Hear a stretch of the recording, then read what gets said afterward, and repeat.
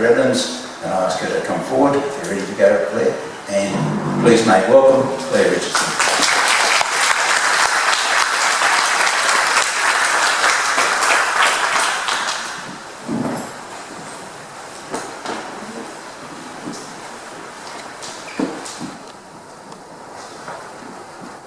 Well, good evening everybody. Thank you very much for coming along tonight. I'd like to start my presentation with an acknowledgement of the Quandamooka people, the traditional custodians of the lands, waters and sea where I stand today. I pay my respects to elders, present, past, present and future.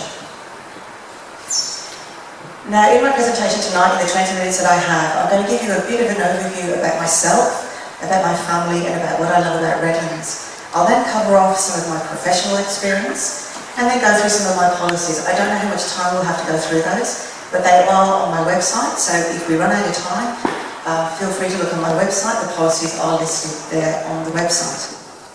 So why do I love the Redlands, and why does my family love the Redlands? Now, I moved to Australia in 1995. I was transferred here by an international environmental consultancy that I was working for.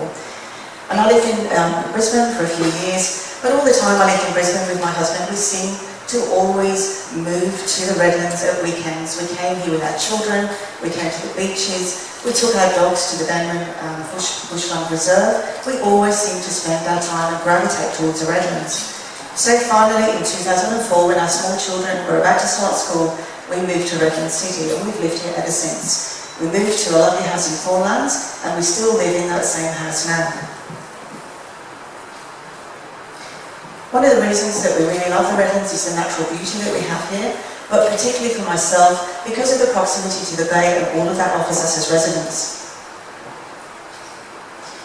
Now obviously, I've put up my 3 children here. On the photograph you can see my husband and my 3 children.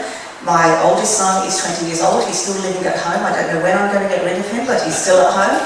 My daughter is 17, she's in year 12, she goes to state school in Brisbane City. And my youngest son there, Jack, he's 12 years old and he's in grade 8.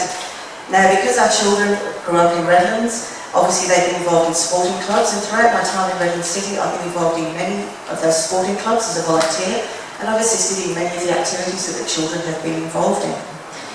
But also I've got a broader interest in the community. A lot of my work as a volunteer has been around homelessness in the city. And one of the charities that I support very much is a charity called Every Little Bit Helps. Now, Every Little Bit Helps provides personal care packs for homeless people and also for victims of domestic violence. And on occasions when people are leaving hospital and they need a little bit of something to take home with them, we provide them with personal care packs as well. And I've been a Queensland coordinator of that charity for many years now, and we collect donations to make the personal care packs at my office premises in Capalaba, and every so often we have a big packing day and when we distribute those items to the community. Through this charity I've also been quite a big supporter of Redlands United, the homeless charity based at Capalaba, and I've also supported them by providing lower cost housing through 2 of the houses that I own in Capalaba. And this allows some of those homeless people to get a step back on the rental ladder.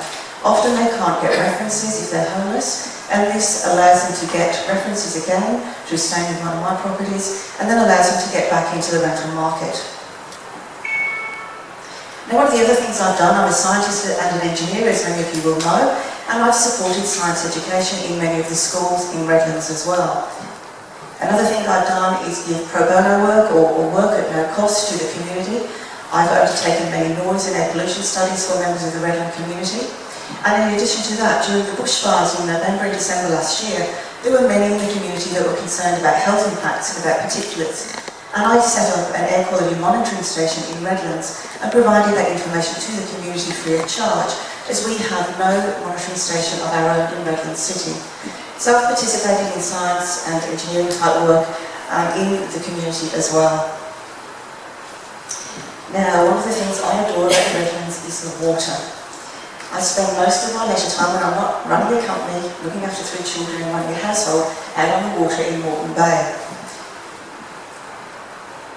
I'm a keen member of the Bayside Outrigger Club that cruise out of Redland Bay. I'm a member of a 6-crew boat, and we compete in many championships. Most recently we were in the National Sprint Titles that were held in January up on the Sunshine Coast, and my team came 4th nationally, so we're very proud of that achievement. I'm also a keen sailor, and I'm very fortunate to be part of a competitive team that operates out of the Royal Cruise and Yacht Squadron at Manly.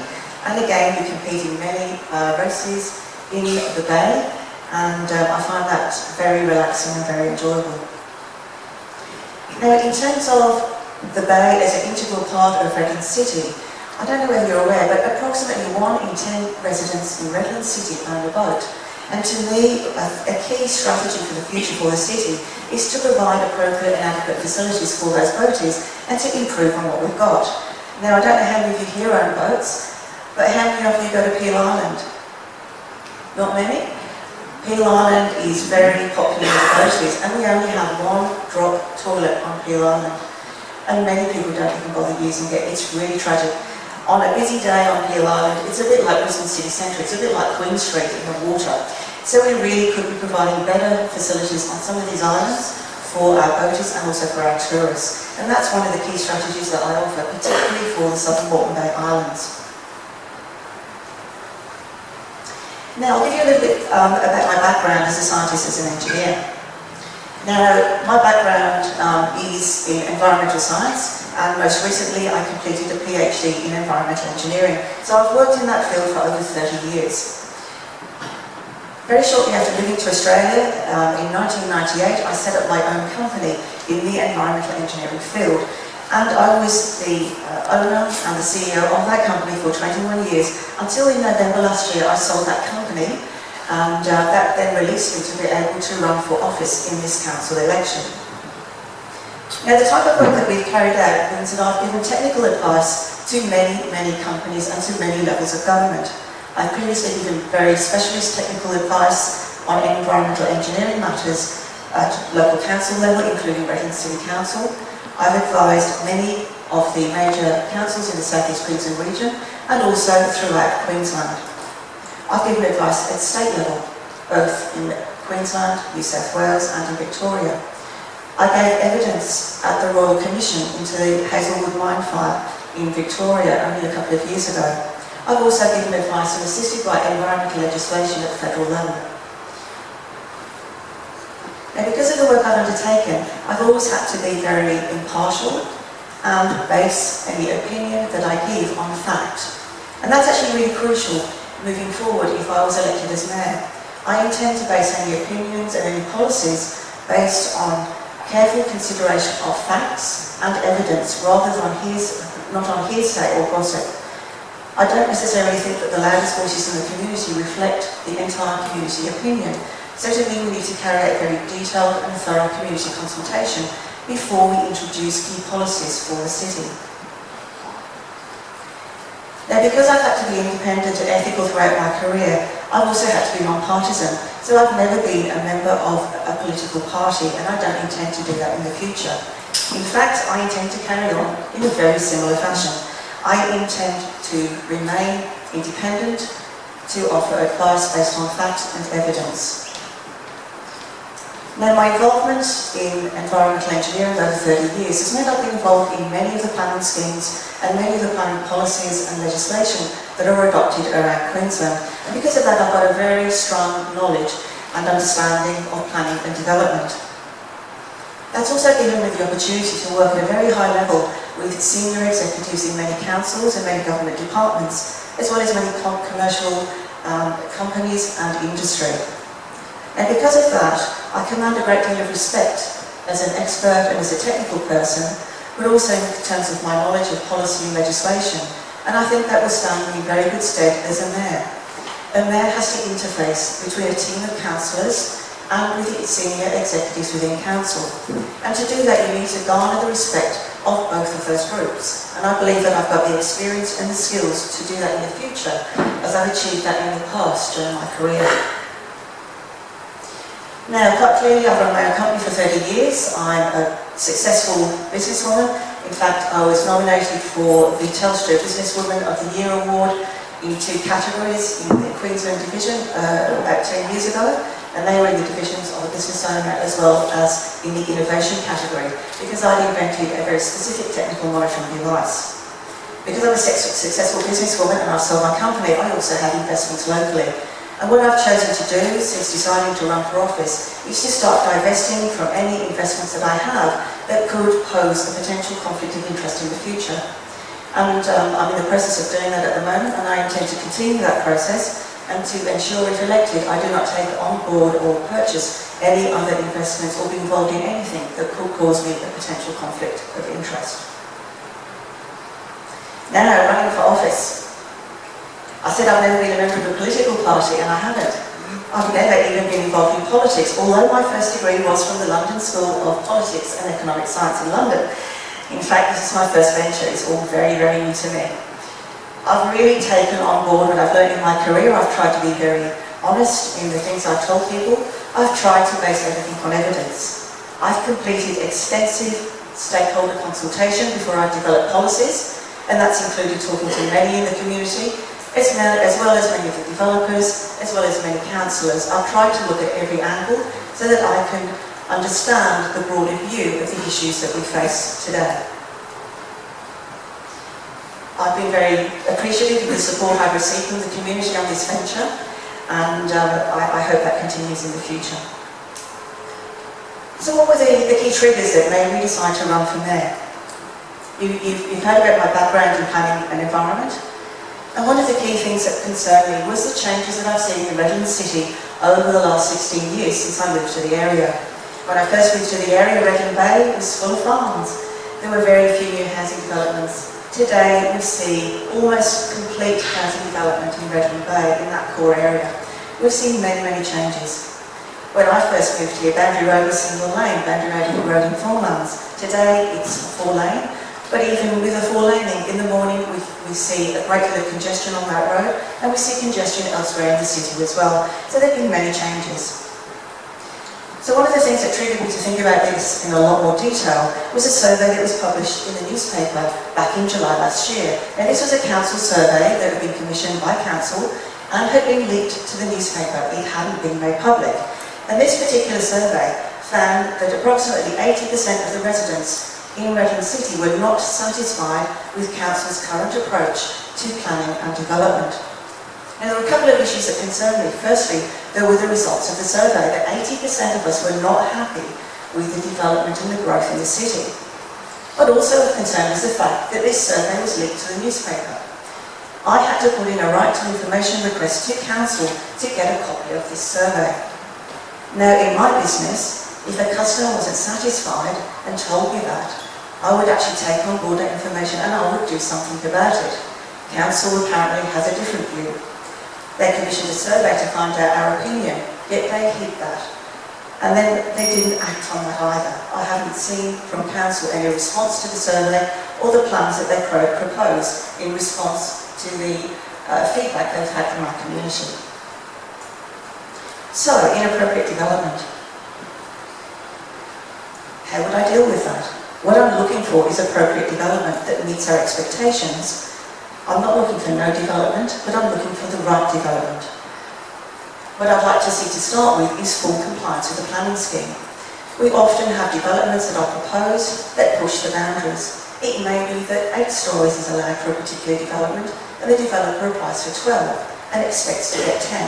We should be sticking to the rules, and we should be making that very clear from the very early phase of the development application process. In our pre-lodgement meetings, our officers should be telling those applicants what the rules are and telling them that we intend to stick to them.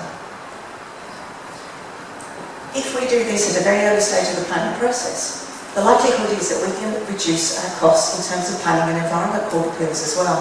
If we set very, very clear boundaries, then we set the framework right from the start. And that means the developers will really understand what our expectations are.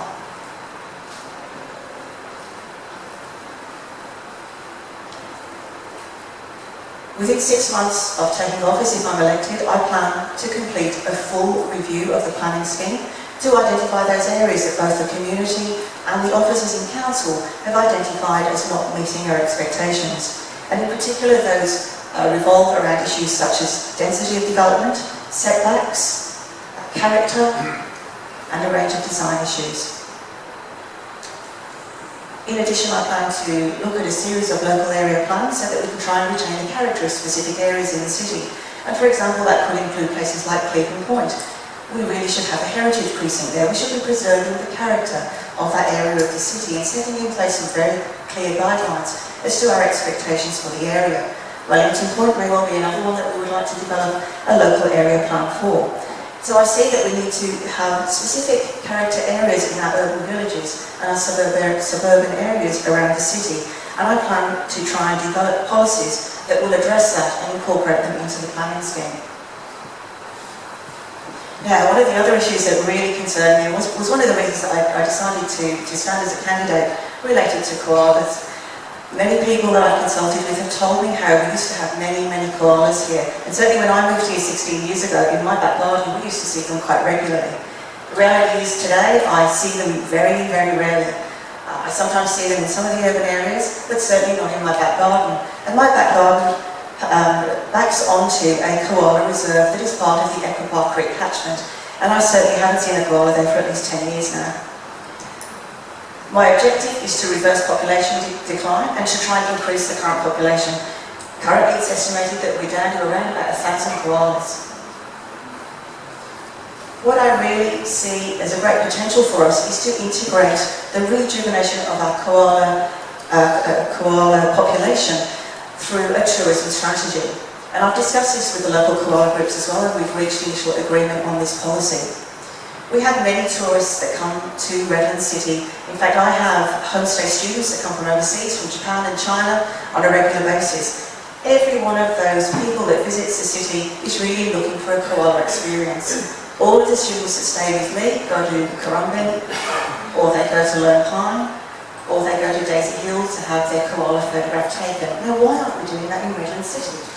If we were doing that, we would retain that income in the city from visitors, and we would provide that great experience for them.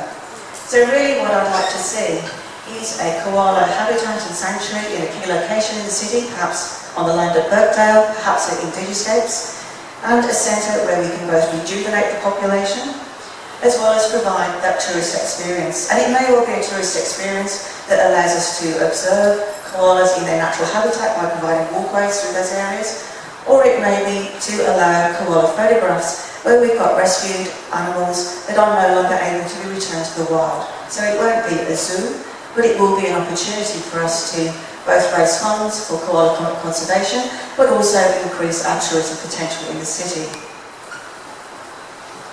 Now, one of the other issues, trust and integrity.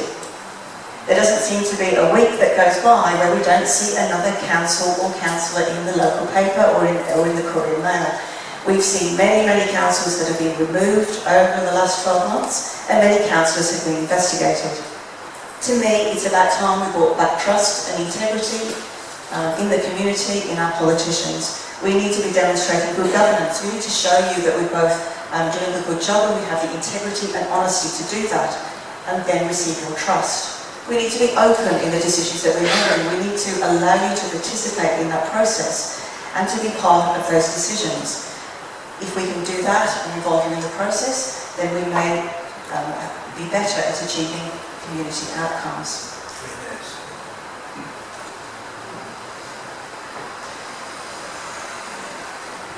I think we need to get better value for our rates.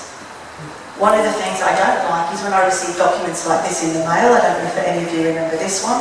This sort of publication, which has got a lot of information about councils and what they've achieved, costs in excess of $50,000. Now, to me, that money could be much better spent. We've got issues such as the Cleveland Aquatic Centre, which has got very little maintenance being done on it at the moment. We've also got the Donald Simpson Centre, where funding was withdrawn. To me, that $50,000 should have gone to the Donald Simpson Centre.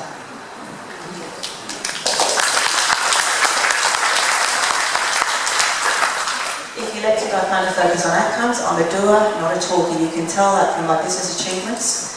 And I plan to have far fewer photos in the newspaper. I plan to be hidden away doing the job and not in the newspaper. I don't have a great deal of time left, so I might just switch through towards the end of my presentation. In relation to Tinder Harbour, I have a very clear policy on that. I do not support construction of 3,600 apartments on new land constructed in the bay.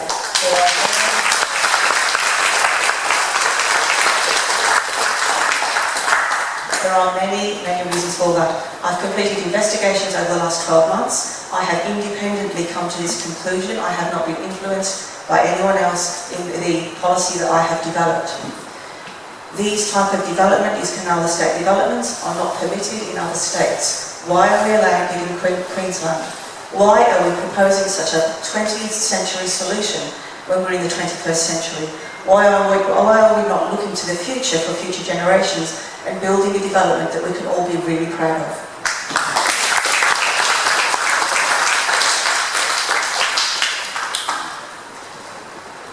Redlands Investment Corporation is another area that I've investigated, and I've spoken to them at some length.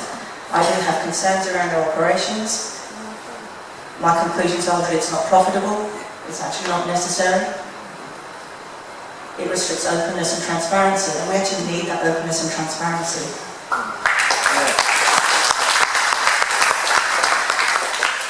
The experience of Ipswich City Council when that was taken to court was that removing these type of corporate structures from underneath the council costs in excess of tens of millions of dollars. So we need to look very carefully at exit costs before we decide what we will do with Redlands Investment Corporation. But regardless of the outcome, we need to ensure, if it continues, that we as the community and councillors can participate in any decisions that it makes. So, I offer you a choice. They say that insanity is doing the same thing over and over again and expecting different results. We've had the same for 12 years now. I think that I offer you the change that we need. Thank you.